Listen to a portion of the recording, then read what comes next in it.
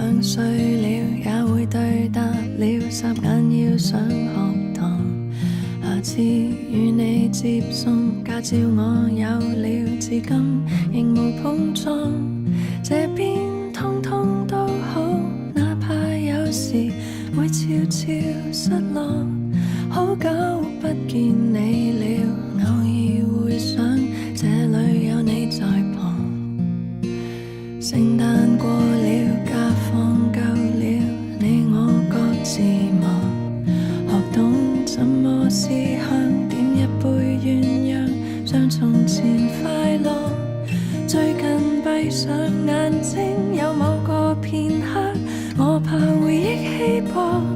前天幾則新聞，聽見皺眉，你那裏怎樣？遙遙無期，何時再見？那裏每一個？靠於窗邊聽雨天，望着那落墨的信紙。如果說，如果不要說，始終我也適應了，不抱怨。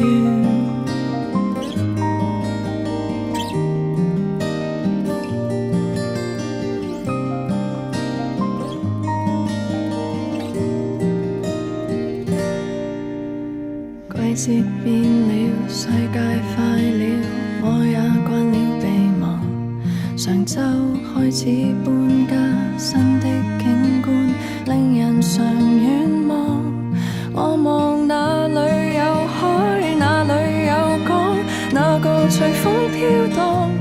無端想起心中兩個老人，腦裏放空着，懷疑沿途原來慣了錯過那感覺。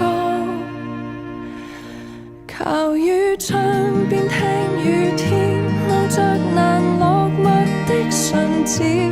如果說，如果不要說，只想去抱一抱你，也不知怎麼變遷，就憑默念的句子。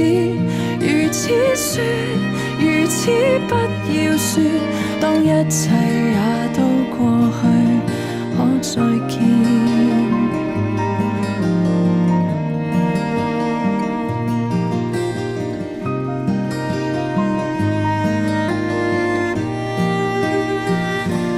下次要吃吃喝喝，說說笑笑，